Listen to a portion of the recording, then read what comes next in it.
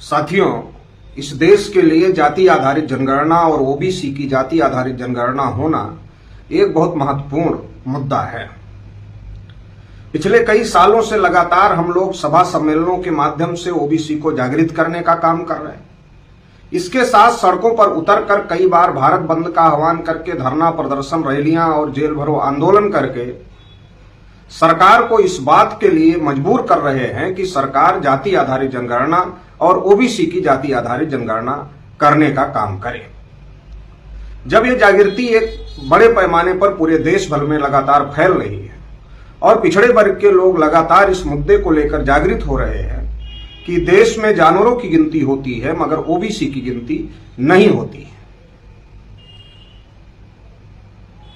तो अब ये मुद्दा आरएसएस बीजेपी के लिए गले की फांस बनता हुआ नजर आ रहा है और इसका खामियाजा 2024 के चुनाव में आरएसएस बीजेपी को भुगतना पड़ा। कई राज्यों में 2024 के चुनाव में बीजेपी चुनाव हार गई। इसलिए आरएसएस और बीजेपी के लोगों ने मजबूर होकर के इस बात को घोषित करने का काम किया कि वो जाति आधारित जनगणना करने का काम करें।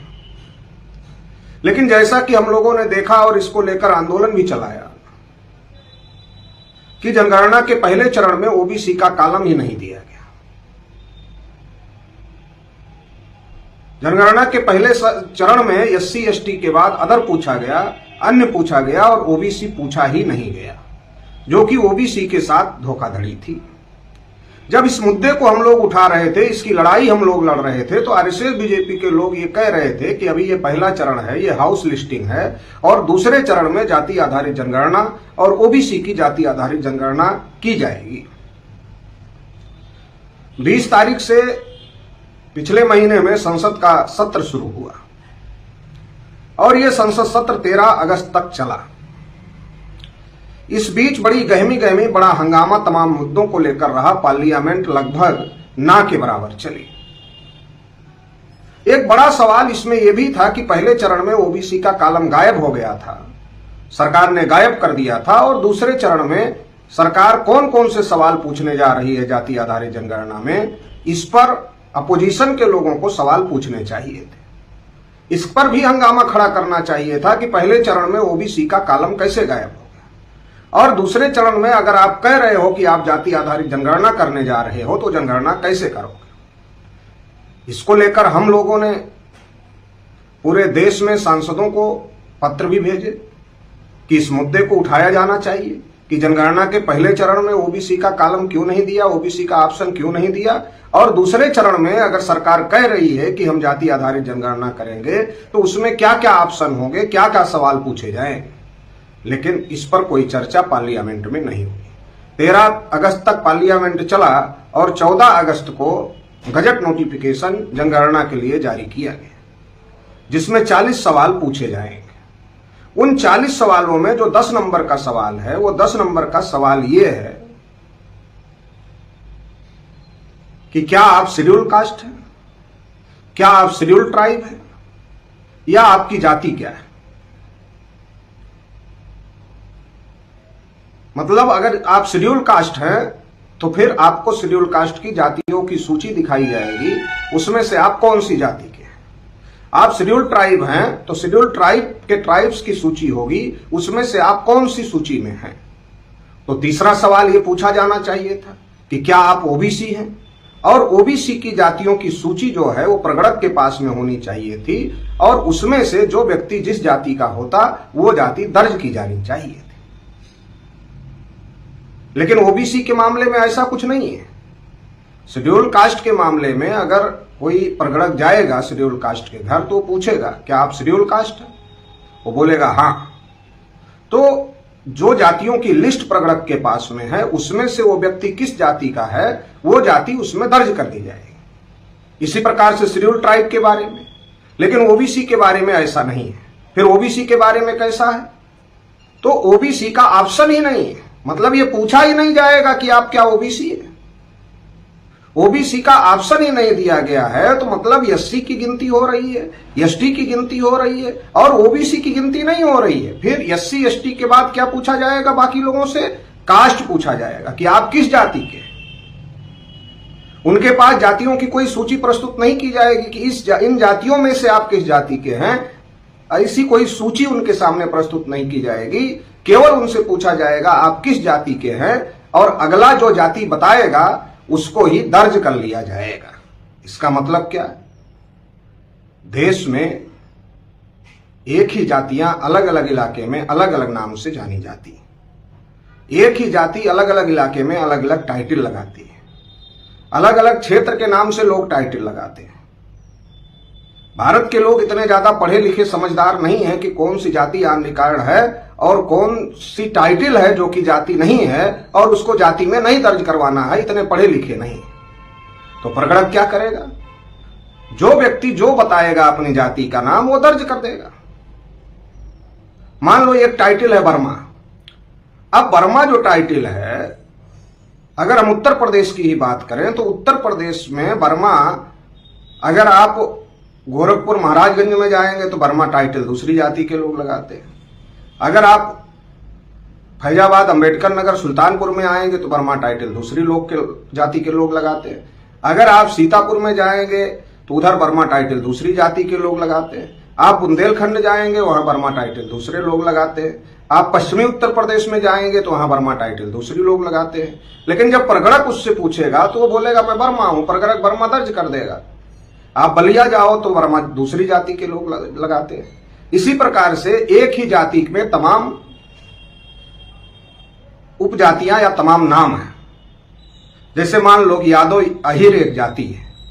अब अहिर, कोई अहिर बताएगा, कोई ग्वाला बताएगा, कोई गोप बताएगा, कोई यदुवंशी बताएगा।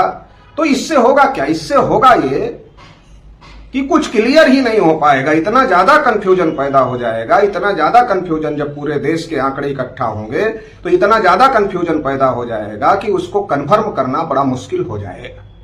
और ये बात जो मैं कह रहा हूं, ये बात कोई काल्पनिक नहीं कह रहा हूं। 2011 में जब हम लोगों ने जाति आधारित जनगणना का मुद्दा उठाया था और पूरे देश के एससी और ओबीसी के सांसदों ने देश की पार्लियामेंट में हंगामा किया था और मनमोहन सिंह की सरकार जनगणना करने के लिए, जाति आधारित जनगणना करने के लिए तैयार हुई थी, तब प्रणब मुखर्जी ने जाति आधारित जनगणना रोकने का काम किया था, षड्यंत्र किया था और सोशियो इकोनॉमिक सर्वे करवाने का काम किया था। सोशियो इकोनॉमिक सर्वे में भी यही बात हुई थी। कांग्रेस ने जो सोशियो इकोनॉमिक कास्ट सर्वे कराया उसमें भी यही बात हुई। जैसे इसमें सवाल पूछे जा रहे हैं वैसे उसमें सवाल पूछे जा रहे थे। और नतीजा क्या हुआ? नतीजा ये हुआ कि 46,73,000 के लगभग जातियां निकल कर सामने आई और सरकार ने हाथ खड़े कर दिए कि ये बहुत भ्रमित करने वाले डेटा हैं, इनको पब्लिश नहीं किया जा सकता। क्या वही तैयारी आरएसएस बीजेपी के लोग फिर से कर रहे हैं? उसी प्रकार, उसी रास्ते पर, जिस रास्ते पर कांग्रेस ने सोशियो इकोनॉमिक कास्ट सर्वे करके ओबीसी के साथ धोखाधड़ी करने का काम किया था, अब बीजेपी जाति आधारित जनगणना के नाम पर उसी प्रकार की धोखाधड़ी करने के लिए जा रही है। इसलिए ओबीसी के लोगों को सतर्क होने की जरूरत है, सचेत होने की जरूरत है। क्योंकि अगर सरकार इसका हल निकालना चाहे तो हल निकाल सकती है। जैसे एससी एसटी की गिनती सरकार कर रही है उसी प्रकार से ओबीसी की गिनती कर सकती है। ओबीसी की जातियों की लिस्ट सरकार के पास है, सरकार कास्ट सर्टिफिकेट जारी करती है। इसी प्रकार से जनरल जातियों की लिस्ट भी सरकार के पास है। मतलब देश में जितनी जातियां हैं उसकी लिस्ट अंग्रेजों के समय में गिनती में भी सामने आई थी। तमाम आयोगों के द्वारा उनका जिक्र किया गया और उनकी लिस्ट बनाई गई। सरकार के पास देश में कितनी जातियां हैं एथराइट, इसकी सूची है। और अगर उस सूची का उपयोग करके सवाल पूछा जाए और उन जातियों में से कौन सा व्यक्ति किस जाति का है, अगर ये इस प्रकार से जनगणना करवाई जाए तो निश्चित रूप से इससे सही आंकड़े आ सकते हैं। जैसे तेलंगाना में किया गया और तेलंगाना में 2023 और 2023 में बिहार में भी इसी प्रकार का किया गया। तो ये जो तरीका बिहार में अपनाया गया, जो तरीका तेलंगाना में अपनाया गया और जो तरीका अंग्रेजों के समय में अपनाया जा रहा था और जो तरीका एससी और एसटी के लिए अपनाया जा रहा है, क्या वो तरीका हम नहीं अपना सकते? क्या वो तरीका सरकार नहीं अपना सकती? सरकार वो तरीका अपना सकती है, लेकिन अगर सरकार की नीयत सही हो तो वो तरीका अपना सकती है। लेकिन वास्तविकता ये है कि सरकार तो ओबीसी के साथ धोखाधड़ी करना चाहती है। सरकार ओबीसी को उनका हक अधिकार देना नहीं चाहती है। सरकार ओबीसी की संख्या कितनी है इसके एग्जैक्ट आंकड़े आए ये सरकार होने देना नहीं चाहती है। इसलिए सरकार दबाव में है कि ओबीसी समाज जागृत हो रहा है और जनगणना में ओबीसी की जनगणना नहीं होती, जाति आधारित जनगणना नहीं होती, इसको लेकर सवाल खड़े कर रहा है, इसको लेकर लड़ाई लड़ रहा है। इसलिए मजबूरी में सरकार के द्वारा हम जनगणना करेंगे ऐसा कहा गया। अब ये बड़ी साजिश है कि हम कर भी दें और करने से कोई फायदा भी होना नहीं चाहिए। तो इसकी पूरी तैयारी चल रही है और इस तैयारी के तहत ये सवालों की सूची 40 सवालों की सूची जारी की गई है। इसलिए हम लोग इस लड़ाई को लड़ रहे हैं कि ओबीसी का भी कॉलम जैसे एससी एसटी का कॉलम है वैसे ओबीसी का कॉलम बनाया जाए। जातियों का की जो सूची है वो लोगों के सामने प्रस्तुत किया जाए और उनमें से वो किस जाति के हैं ऐसा उनको बताने के लिए कहा जाए, तो इससे एग्जैक्ट और सही जानकारी सामने आएगी। तो इसके लिए अभी पूरे देश भर में राष्ट्रीय पिछड़ा वर्ग मोर्चा के द्वारा हम लोग राष्ट्रव्यापी आंदोलन घोषित करने जा रहे हैं, जिसका पहला चरण 25 अगस्त को हम लोग पूरे देश में जिला और तहसील मुख्यालयों से महामहिम राष्ट्रपति महोदय को ज्ञापन भेजने का काम करेंगे। 2 सितंबर 2026 को हम लोग पूरे देश के सभी जिला और तहसील मुख्यालयों पर